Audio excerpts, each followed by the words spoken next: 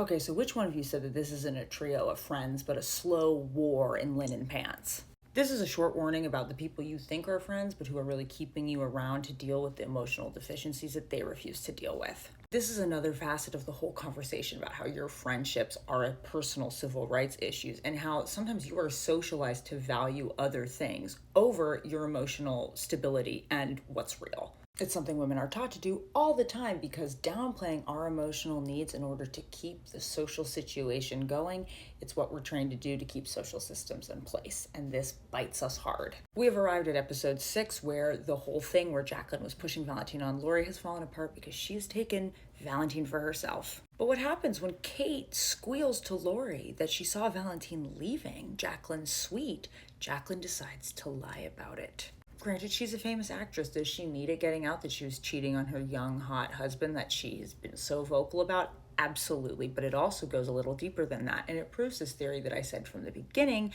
that Jacqueline wanted to use Valentine for her own self-perception. She doesn't care necessarily if the women see her with him. She needed to know internally that she was the it girl. Having soothed the insecurities that popped up in episode 5, now she has to do damage control. Mike White is trying to illustrate here that this blonde Bob is not just a group, right? It's not just a story about these friends who cycle through the same old tired roles that they play in this dysfunctional story that they tell themselves. But it's also an example of what happens in female relationships where you could tell that the members have not decentered racist, sexist, or ageist ideals. If anything, this friendship is used to reaffirm those ideals and how each woman stacks herself up as achieving them at the expense of the other or in comparison or relation to the other. The worth, value, and desirability of these women, it's constantly in negotiation. It is not something inherent. It is not something they feel they have a grasp on. All three of these women are white. They're wealthy. They're pretty much at the top of the social pecking order in terms of a Western world,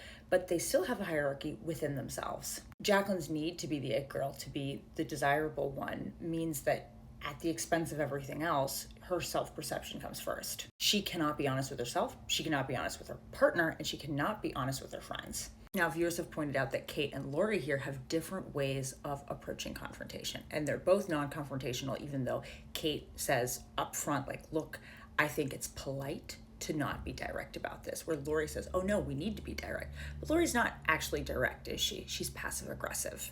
Both Lori and Kate have been taught, you don't bring out your direct emotional needs like that. You can express them, but you need to do it through manipulation, and you need to do it in a way where you could technically say your hands are still clean.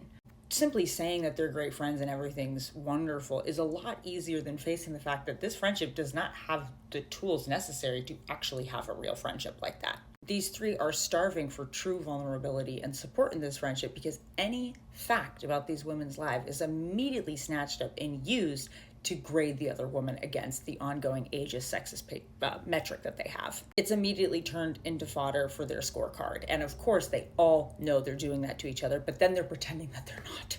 This Sunday, when the episode drops, the New York Times brought on Dr. Lindsay Gibson, who's the author of this multiple millions of copies sold book called The Adults of Emotionally Immature Parents. Yes, she was talking about parents, but she was also talking about adults who they never learn how to emotionally regulate themselves. So they keep a group of people around who do that for them. And this is dangerous because when you're in a relationship with that type of person, they have no self-awareness of what they are doing. They cannot admit to that. And she said that's one of the ways that you know you're dealing with an emotionally immature person, or you're in a relationship with an adult who's emotionally immature. Because when you bring forth something to them, they don't empathize. They don't look to see how you're feeling. They immediately think about what it says about them and what they think you think of them. And if you can't assess your actions, you can't self-reflect, you cannot take responsibility for how those actions affect somebody else. Jacqueline cannot admit to the fear and the insecurity that is driving every one of her decisions. And when you can't face yourself, you have to make other people feel less than. We've been so focused on all this drama that it's easy to forget that